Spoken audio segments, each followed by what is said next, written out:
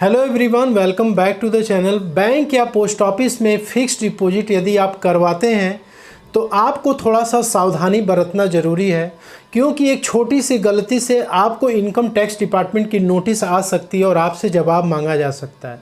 तो income tax की notice से बचने के लिए आपको कितने की एफडी करवानी चाहिए, आज के वीडियो में हम पूरी डिस्कशन करने वाले हैं। तो फिक्स्ड डिपॉजिट से रिलेटेड आज 8 पॉइंट्स इस वीडियो में हम डिस्कस करेंगे। सबसे पहला पॉइंट ये है कि इनकम टैक्स एक्ट के अनुसार फिक्स्ड डिपॉजिट करने की मैक्सिमम लिमिट कितनी है। यदि आप फिक्स्ड डिपॉजिट करा लेते हैं तो आपको इनकम टैक्स डिपार्टमेंट क्यों नोटिस भेजता है। नोटिस जब आपको रिसीव हो जाती है तो आप उसकी रिप्लाई एक टाइम लिमिट के अंदर आप नहीं करते हैं तो आपको क्या क्या उसका परिणाम भुगतना पड़ सकता है। फिक्स्ड डिपॉजिट आप जब करते हैं तो आपको उस पर इंटरेस्ट की इनकम होती है, उस पर किस तरीके से टैक्स लगता है उसे भी हम समझेंगे, और फिक्स्ड डिपॉजिट पे आप किस तरीके से टैक्स को सेव कर सकते हैं उसको भी हम समझेंगे। टैक्स सेवर फिक्स्ड डिपॉजिट क्या होती है इसे भी जानेंगे। फॉर्म 15G और H क्या होता है उसे भी हम समझेंगे। और सीनियर सिटीजन को फिक्स्ड डिपॉजिट से रिलेटेड कुछ पॉइंट्स हैं जो कि उनको ध्यान में रखना चाहिए, उन सारी बातों को आज के वीडियो में हम डिस्कस करने वाले हैं। सबसे पहला पॉइंट है कि मैक्सिमम लिमिट फिक्स्ड डिपॉजिट की इनकम टैक्स एक्ट के अनुसार कितनी बताई गई है।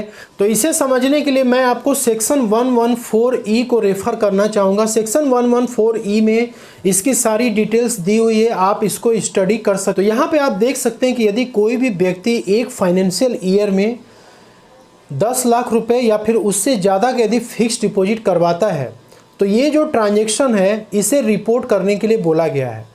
अब ये रिपोर्ट करने वाली एंटिटीज़ कौन सी हो सकती हैं, जैसे कि आप किसी बैंक में यदि आप एफडी करा रहे हैं तो बैंक को ये इंस्ट्रक्शन दिया गया है सेक्शन 114E के अकॉर्डिंग कि ये आपकी जो हाई वैल्यू ट्रांजैक्शन है ये आपके पैन कार्ड के अगेंस्ट में इनकम टैक्स डिपार्टमेंट को रिपोर्ट की जाए। इसके बाद यदि आप पोस्ट ऑफिस में कराते हैं तो यहाँ भी आप देख सकते हैं पॉइंट नंबर 2 में कि पोस्ट ऑफिस की जिम्मेदारी है कि वो इस ट्रांजैक्शन को रिपोर्ट करे। इसके बाद यदि कोई निधि कंपनी है या फिर NBFC है यानी नॉन बैंकिंग फाइनेंशियल कॉर्पोरेशन। अब जैसे यहाँ पे आप ऊपर की तरफ आएंगे तो यहाँ पे कैश डिपॉजिट के लिए देखिए यहाँ पे बोला गया है कि यदि आप कैश डिपॉजिट भी करते हैं 10 लाख रुपया उससे ज़्यादा का एक फाइनेंशियल ईयर में तो ये ट्रांजेक्शन भी आपके इनकम टैक्स डिपार्टमेंट को रिपोर्ट की जाती है। अब यहाँ देखिए एक इंपॉर्टेंट पॉइंट ये ध्यान देना है कि यदि आप 10 लाख रुपया उससे ज़्यादा आप डिपॉजिट करते हैं, जैसे मैंने आपको बताया, यदि आप सेविंग अकाउंट में इस पैसे को डिपॉजिट करते हैं तब तो ऊपर वाली जो वहाँ पे रूल था कि यदि आप कैश डिपॉजिट करते हैं 10 लाख उससे ज़्यादा का तो वो ट्रांजैक्शन आपका रिपोर्ट किया जाएगा।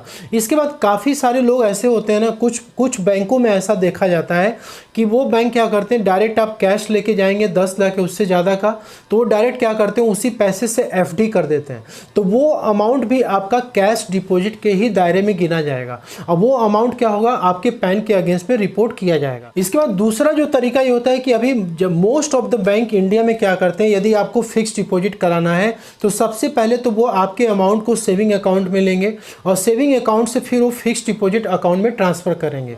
तो ये वाला जो आपका रूल है, ये सेकेंड वाला जो रूल है टाइम डिपॉजिट का 10 लाख या उससे ज़्यादा का, उस पर अप्लाई होता है। तो आप चाहे कैश डिपॉजिट करें या फिर आप फिक्स्ड डिपॉजिट करें, ये ट्रांजेक्शन आपकी रिपोर्ट होती है। अब यहाँ पे देखिए इंपॉर्टेंट इसलिए हो जाता है, यहाँ पे ये कोई मैक्सिमम लिमिट इनकम टैक्स के अनुसार नहीं रखी गई है कि आप फिक्स्ड डिपॉजिट इतने अमाउंट तक ही आप करा सकते हैं। आप चाहे जितने की भी फिक्स्ड डिपॉजिट आप कराइए, यदि आप इनकम टैक्स रिटर्न को आप फाइल करते हैं, जैसे मान लीजिए कि आप 10 लाख उससे ज़्यादा का फिक्स्ड डिपॉजिट करा रहे हैं लेकिन आप पिछले 3 से 4 सालों में आपने अपनी ITR को फाइल की है तो फिर यहाँ पर फिर इनकम टैक्स डिपार्टमेंट की तरफ से आपको कोई भी दिक्कत नहीं होने वाली है। लेकिन वहीं पे यदि आपने अपनी ITR को फाइल नहीं करी है, आप पिछले 3 से 4 सालों में ITR को फाइल नहीं किया और एकदम से आपके पास 10 लाख 15 लाख रुपए आ चुका है और आप ले जाकर के बैंक में FD कर देते हैं, तो ऐसे जो ट्रांजैक्शन रिपोर्ट किए जाते हैं बैंक, वहाँ पे फिर इनकम टैक्स डिपार्टमेंट आपको नोटिस भेज करके जवाब आपसे मांग सकता है कि भाई ये पैसा आपके पास कहाँ से आया, इसका आप डिटेल एक्सप्लेनेशन दीजिए। इसके बाद सेकेंड जो क्वेश्चन है कि फिक्स्ड डिपॉजिट कराने के लिए हमें इनकम टैक्स डिपार्टमेंट से नोटिस क्यों रिसीव होती है। सबसे पहले जो नोटिस भेजी जाती है ना, an opportunity of being heard की, मतलब सबसे पहले आपसे इंक्वायरी की जाती है। आपका जो भी ट्रांजैक्शन रिपोर्ट हुआ है इनकम टैक्स पोर्टल पे आपके पैन के अगेंस्ट में, तो इनकम टैक्स ऑफिसर जो है आपसे सबसे पहले नोटिस भेज करके आपसे पूछता है कि भाई आपका इतना अमाउंट जो है रिपोर्ट किया गया, ये पैसा आपके पास कहाँ से आया। जैसे मैंने बताया कि यदि आप ITR फाइल करते रहते हैं रेगुलर बेसिस पे तो वहाँ पे आपके नोटिस आने के चांसेस कम हो जाते हैं, ठीक है। लेकिन आप ITR नहीं फाइल करते हैं तो वहाँ पे दिक्कत आपकी होती है। अब देखिए, ये जो आपकी नोटिस है पहली वाली केवल इंक्वायरी वाली है, दो तरीके से आपसे पूछी जा सकती है। सबसे पहला तो ये है कि आप अपनी ITR को आप फाइल करते आ रहे हैं, ठीक है, लेकिन आपके ITR में जो इन्फॉर्मेशन आपने दी है, जो इनकम आपने रिपोर्ट किया है, वहाँ पे डिस्क्रिपेंसी हो रही है। मतलब यहाँ पे ये हुआ, बहुत सारे लोग क्या करते हैं अपनी ITR में जो फिक्स्ड डिपॉजिट की जो इंटरेस्ट इनकम है उसको या तो दिखाते ही नहीं है या तो बहुत कम दिखाते हैं। तो ऐसे केस में इनकम टैक्स डिपार्टमेंट आपको नोटिस भेजता है सेक्शन 143(2) में, यानी स्क्रूटनी की नोटिस। अब ये स्क्रूटनी की नोटिस जो है ऐसे ही सेलेक्ट नहीं हो जाती है। कोई भी व्यक्ति का जो ITR होता है वो रैंडम सैंपल बेसिस पे जो है सेलेक्ट किया जाता है, रैंडम बेसिस पे चेकिंग की जाती है कि हाँ भाई ये हाई वैल्यू ट्रांजैक्शंस हैं इस पैन कार्ड का और इनसे इंक्वायरी की जा सकती है। तो वो क्या करते हैं, रैंडम बेसिस पे आपको नोटिसेस जारी करते हैं और आपको सेक्शन 143(2) में स्क्रूटनी का नोटिस भेजा जाता है कि आपके ITR में जो भी डिडक्शन आपने क्लेम किए हैं, जो आपने वहाँ पे अलाउंसेस क्लेम किए हैं, जो भी आपने एग्जेम्पशन क्लेम किए हैं या फिर जो आपने इनकम रिपोर्ट किए, आप इसका डॉक्यूमेंट सबमिट करें। तो आपसे जो है डॉक्यूमेंट इनकम टैक्स डिपार्टमेंट मांगता है, आपको पूरा डॉक्यूमेंट्स प्रूफ के साथ सबमिट करना पड़ता है। और दूसरा जो मैंने बताया नोटिस आपको भेजने का कि आपने ITR फाइल ही नहीं किया है, आप पिछले कई सालों से ITR नहीं फाइल कर रहे हैं लेकिन आप FD कराते जा रहे हैं, आपका जो FD अमाउंट है वो रिपोर्ट होता जा रहा है, ठीक है। तो आपकी जो ITR फाइल नहीं हो रही है, ऐसे केस में आपको ऑफिसर जो है ये पूछ सकता है नोटिस भेज के कि भाई आपने फिक्स्ड डिपॉजिट कराई है और आपने ITR भी अपनी नहीं फाइल आप कर रहे हैं, ये पैसा आपके पास इतना ह्यूज अमाउंट कहाँ से आया। तो सेक्शन 142(1) में वो आपको बोल सकता है कि आप अपनी ITR को फाइल करें और इस इनकम को आप डिक्लेयर करें कि ये इनकम आपके पास कहाँ से आया। तो इन दो तरीके से सबसे पहले तो आपको नोटिस भेज करके आपसे जवाब मांगा जाता है कि आप जो इसका प्रॉपर एक्सप्लेनेशन दीजिए और डॉक्यूमेंट्स या प्रूफ जो भी आपसे मांगा जाता है वो आप सबमिट करिए। आपने जो भी डॉक्यूमेंट्स सबमिट कर रहे हैं, जो भी प्रूफ आपने सबमिट कर रहे हैं, यदि आपने ITR फाइल कर दिए, पूरे प्रॉपर जितने भी इनकम आपके आ रहे हैं वो सब कुछ रिपोर्ट करने के बाद सब कुछ आपने ITR में डिक्लेयर कर दिया, आपने ITR फाइल कर दी और इनकम टैक्स ऑफिसर आपके उस ITR फाइलिंग से या फिर जो आपके ITR में डिस्क्रिपेंसी थी उससे वो जो सेटिस्फाई हो जाता है। अब डिस्क्रिपेंसी के केस में आप डॉक्यूमेंट सबमिट करेंगे, सारा प्रूफ देंगे, यदि वो उससे सेटिस्फाई हो जाता है तब तो कोई बात नहीं, तब तो कोई दिक्कत आपको आगे नहीं होने वाली है। लेकिन इन केस यदि कोई भी दिक्कत यदि आपके डॉक्यूमेंट्स में उसको नज़र आ रही है या आपके ITR जो आपने फाइल की उसमें दिक्कत उसको नज़र आ रही है तो वो आपको सेक्शन 143(3) में असेसमेंट का ऑर्डर निकाल सकता है। मतलब वो क्या करेगा, आपके जो भी डॉक्यूमेंट्स हैं, जो भी आपने प्रूफ दिए हुए हैं डिडक्शन का, एग्जेम्पशन का, अलाउंसेस का या इनकम जो आपने रिपोर्ट की, जो भी प्रूफ आपने दिए उसके बेसिस पे वो आपका कैलकुलेशन कर सकता है। ITR में इनकम जो भी आपने रिपोर्ट उसके आधार पे सारा कैलकुलेशन करके वो आपका टैक्स अमाउंट निकाल सकता है। यदि ऑफिसर अपने से यदि असेसमेंट करेगा तो फिर आपको सेक्शन 143(3) में वो आपको नोटिस इशू करके तभी वो इस तरीके का असेसमेंट कर सकता है, ठीक है। तो जब वो असेसमेंट वो करता है तो यहाँ पे क्या होता है, बेस्ट जजमेंट असेसमेंट का एक नोटिस आपको मिलता है। बेस्ट जजमेंट असेसमेंट जो होता है सेक्शन 144 में आपको नोटिस मिलता है कि आपका भाई इतना इनकम आ रहा है टोटल और आपका टैक्स इतना कैलकुलेट हो चुका है, इतनी पेनाल्टी आपके लिए इंटरेस्ट आ रहा है, लेट फीस आ रहा है, सारा कैलकुलेशन आपको निकाल करके आपको सेक्शन 144 के तहत बेस्ट जजमेंट असेसमेंट का आपको नोटिस भेजेगा और आपसे वहाँ पर रिप्लाई मांगेगा, आपको रिप्लाई सबमिट करना है। इवन यहाँ पे जितने भी आपके नोटिसेस भेजे जाते हैं आपको उसकी रिप्लाई सबमिट करनी है। यदि आप इसके रिप्लाई सबमिट नहीं करते हैं, जो भी आपको टाइम दी जाती है नोटिसेस में, यदि आप उसके रिप्लाई को सबमिट नहीं करते हैं तो फिर उस केस में यहाँ पे आप देख सकते हैं कि क्या कॉन्सिक्वेंसेस हो सकते हैं यदि आप नोटिस की रिप्लाई नहीं देंगे तो यहाँ पर पेनाल्टी आपको 10,000 रुपये तक की पेनाल्टी चार्ज की जा सकती है आपसे सेक्शन 271(1)(b) में।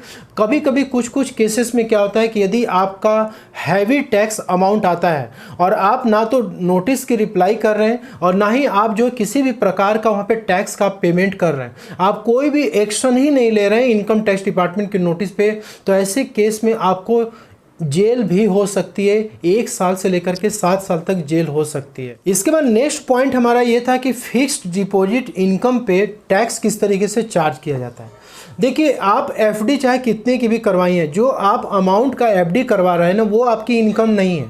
फिक्स्ड डिपॉजिट पे जो इनकम होती है वो इंटरेस्ट के रूप में होती है, यानी ब्याज के रूप में होती है। आपको बैंक उस एफडी पे कितना % इंटरेस्ट दे रहा है, पोस्ट ऑफिस आपको कितना % इंटरेस्ट दे रहा है, वो आपकी इनकम है। तो वो जो इनकम आपकी होती है वो स्लैब रेट से टैक्सेबल होती है। तो फिक्स्ड डिपॉजिट पर जो भी इंटरेस्ट आपको मिल रहा है, चाहे उस पर टीडीएस कटा हो या ना कटा हो, आपको वो इंटरेस्ट की इनकम अपने आईटीआर में शो करनी है, इनकम फ्रॉम अदर सोर्सेज के हेड में।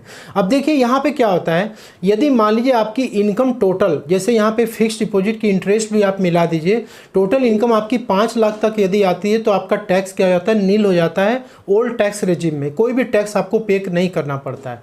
यदि आप न्यू टैक्स रेजिम में ऑप्ट कर रहे हैं तो 7 लाख रुपये तक की इनकम पे आपका कोई भी टैक्स नहीं लगता है। जैसे फॉर एग्जांपल आपने 8 लाख रुपए की फिक्स्ड डिपॉजिट कराई, उस पर 7% के रेट से आपको इंटरेस्ट मिल रहा है, बैंक या पोस्ट ऑफिस आपको दे रहा है, तो आपकी इंटरेस्ट इनकम कितनी आई, 56,000।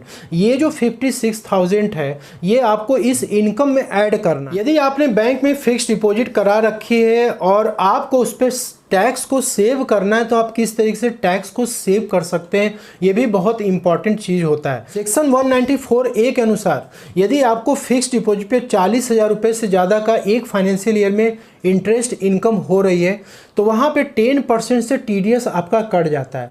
जैसे एग्जांपल के तौर पे यदि आपने 8 लाख रुपए की एफडी कराई है, आपको 7% के रेट से टीडी यहाँ पे इंटरेस्ट मिल रहा है, तो 56,000 आपका ये इंटरेस्ट इनकम आया। अब ये जो 56,000 रुपीज़ है ये आपको पूरा बैंक नहीं देगा, यहाँ पे 10% के रेट से टीडीएस काटेगा जो कि 5,600 रुपीज़ आएगा। तो 56,000 रुपीज़ में से 5,600 ये आपका माइनस हो जाएगा, जो अमाउंट आपका रिमेनिंग आएगा वो अमाउंट आपके अकाउंट में क्रेडिट हो जाएगा। अब ये जो अमाउंट है ना 5,600 टैक्स का, ये आपके पैन के अगेंस्ट में ये अमाउंट जमा करा देगा बैंक, ताकि आप अपनी आईटीआर को फाइल करते समय इसको आप क्लेम कर पाएँ। अब देखिए यहाँ पे जो 5,600 आपका टैक्स कटा है, ये आप इसको कैसे सेव कर सकते हैं। देखिए 2 तरीका है। सबसे पहला ये है कि यदि आप ओल्ड टैक्स रेजिम में मान लेते हैं अपनी आईटीआर को आप फाइल करते हैं और आपकी इनकम 5 लाख तक है, इस 5 लाख तक की इनकम में ये 56,000 रुपये जो आपका इंटरेस्ट इनकम है ये भी इसमें जुड़ा होना चाहिए। तो 5 लाख तक की इनकम जब आपकी होती है तो आपका टैक्स क्या आता है, नील आता है, और यहाँ पे आपका टीडीएस पहले से कट चुका है 5,600, तो ये आपका पूरा सेव हो जाएगा। मतलब ये अमाउंट आपको रिफंड मिल जाएगा, आपके बैंक अकाउंट में आ जाएगा। तो एक तरीका तो ये है कि आप टैक्स को सेव कर सकते हैं। दूसरा तरीका ये है कि यदि आपकी इनकम 5 लाख के ऊपर क्रॉस कर जाती है, आपका टैक्स अमाउंट, लेट सपोज कि आपकी इनकम है 5,05,000 रुपये, टैक्स बना 14,040 रुपये, तो आपको ये 14,040 रुपये टैक्स गवर्नमेंट को नहीं देना है, क्योंकि आपने पहले ही 5,600 रुपये आपने पे कर चुके हैं। तो यहाँ पे ये जो 5,600 है ये आपका 14,040 में से माइनस हो जाएगा, और जो नेट अमाउंट आपका टैक्स आएगा वो 8,440, बस इतना ही अमाउंट आपको गवर्नमेंट को पे करना पड़ेगा। अब देखिए कुछ लोग ऐसे होते हैं ना जो ये कहते हैं कि हमें कोई ऐसा अमाउंट पता चल जाए कि हमारा ये सब टीडीएस ओडीएस का चक्कर ही ना रहे, मतलब बैंक जो हमारे इनकम पे टीडीएस ना काटे। तो देखिए ऐसे केस में आप एक काम ये कर सकते हैं, आपको यदि 10 लाख 20 लाख की एफडी करनी है तो आप 5 लाख के नीचे की, जो 5 लाख के नीचे की आप एफडी कराएं, अलग अलग बैंक में आप करा सकते हैं। अब देखिए यहाँ पे टैक्स सेवर फिक्स्ड डिपॉजिट क्या होती है। देखिए जो नॉर्मल एफडी होती है उसमें आपको टाइम पीरियड दिया होता है कि भाई आप 1 साल 2 साल 3 साल जितने के लिए आप करवाना चाहते हैं आप करवा सकते हैं। लेकिन जो टैक्स सेवर फिक्स्ड डिपॉजिट होता है ये आपको 5 साल के लिए मिनिमम कराना ही पड़ता है, यानी कि लॉक इन पीरियड होता है। आप जो भी पैसा इसमें डालेंगे वो 5 साल के लिए लॉक हो जाएगा, उसके पहले उस पैसे को निकाल नहीं सकते। जो इंटरेस्ट आप उसमें अर्न करेंगे वो टैक्सेबल होगा, जैसे कि आपने देखा सेक्शन 192A में टैक्सेबल हो रहा है। और इंटरेस्ट रेट जो होता है वो नॉर्मल एफडी के मुकाबले थोड़ा सा कम यहाँ पे होता है, 5.5% से लेके 7.5% तक इंटरेस्ट यहाँ पे आपको टैक्स सेवर एफडी में देखने को मिलता है। सबसे खास बात ये होती है टैक्स सेवर एफडी की कि आपको 80C के तहत, सेक्शन 80C के तहत यदि आप ओल्ड टैक्स रेजिम में आईटीआर को फाइल कर रहे हैं तो आप 1.5 लाख तक यहाँ पे क्या कर सकते हैं, क्लेम ले सकते हैं, यानी कि टैक्स को बचा सकते हैं। इसके बाद है फॉर्म 15G और H, बहुत इंपॉर्टेंट फॉर्म है। यदि आप एक सीनियर सिटीजन है और आप टैक्स को सेव करना चाहते हैं, मतलब आप नहीं चाहते हैं कि आपके फिक्स डिपॉजिट पे जो इंटरेस्ट मिल रही है वो उस पर टैक्स बैंक जो है टीडीएस काटे, तो ऐसे केस में आप बैंक को फॉर्म 15H जो कि एक डिक्लेरेशन फॉर्म होता है कि हमारी इनकम जो है बेसिक एग्जम्पशन लिमिट से कम है, यानी कि सीनियर सिटीजन के लिए 3 लाख की लिमिट रखी गई है। तो यदि आपका 3 लाख के नीचे इनकम है तो आप बैंक को डिक्लेरेशन दे सकते हैं और बैंक जो है उस केस में टीडीएस नहीं काटेगा। वहीं पे यदि नॉर्मल सिटीजन है तो 2.5 लाख के नीचे यदि आपकी इनकम है तो ऐसे केस में आप फॉर्म 15G को सबमिट कर सकते हैं, वहाँ पे बैंक कोई भी टीडीएस डिडक्ट नहीं करेगा। अब लास्ट पॉइंट ये है कि सीनियर सिटीजन को किन किन बातों का विशेष ध्यान रखना है। देखिए, सबसे पहले ही हमने बात कर दी थी लिमिट वाली, 10 लाख या 10 लाख के ऊपर का जो अमाउंट है वो रिपोर्ट होता है, ठीक है, आपने उसको प्रोविज़न को आपने समझ लिया था। दूसरा ये था कि सेक्शन 192A का जो प्रोविज़न है, यानी फिक्स्ड डिपॉजिट आप कराते हैं उस पर जो आपको इंटरेस्ट की इनकम मिलती है वो किस तरीके से टैक्सेबल होती है, कैसे आप टैक्स को वहाँ पे सेव कर पाते हैं। तो देखिए, यहाँ पे जो सीनियर सिटीजन के लिए जो रूल है वो थोड़ा अलग है। अब सेक्शन 192A में आपका जो भी फिक्स्ड डिपॉजिट आपने बैंक में करा रखी है, यदि वो 50,000 के ऊपर इंटरेस्ट इनकम आपका जाता है तो उस केस में क्या होता है कि टीडीएस डिडक्ट होगा 10% के रेट से। आपको इसके लिए क्या करना हो, जो भी इंटरेस्ट आपको मिल रही है वो आपको पहले तो अपने इनकम फ्रॉम अदर सोर्सेज में इंटरेस्ट इनकम को ऐड करना है। इसके बाद आप सेक्शन 80TTB में आप 50,000 रुपये तक का यहाँ पे डिडक्शन आप ले सकते हैं। अब 50,000 रुपये में सेविंग बैंक की इंटरेस्ट भी आपकी आएगी और फिक्स्ड डिपॉजिट की भी इंटरेस्ट आएगी, ये दोनों मिला करके आप मैक्सिमम 50,000 तक का डिडक्शन यहाँ पे क्लेम कर सकते हैं। इससे क्या होगा, आपका जो टैक्स अमाउंट होगा वो कम हो जाएगा और जो आपका टीडीएस कटा है ना वो आपको रिफंड मिल जाएगा। तो सीनियर सिटीजन को 2 बेनिफिट यहाँ पे मिल रहे हैं। एक तो हो गया कि 50,000 के ऊपर जब जाएगा इंटरेस्ट तभी टीडीएस कटेगा, और दूसरा यदि टीडीएस कट भी गया है तो भी आपको यहाँ पे डिडक्शन क्लेम करके आप उसका रिफंड क्लेम कर सकते हैं। तो आई होप कि आपको वीडियो में दी गई जानकारी आपको पसंद आई होगी और आपके लिए हेल्पफुल रहा होगा। और यदि आपको ये वीडियो अच्छी लगी तो इसे आप प्लीज़ लाइक और शेयर ज़रूर कर दीजिएगा। तो मिलते हैं नेक्स्ट वीडियो में, तब तक के लिए thank you so much for watching this video.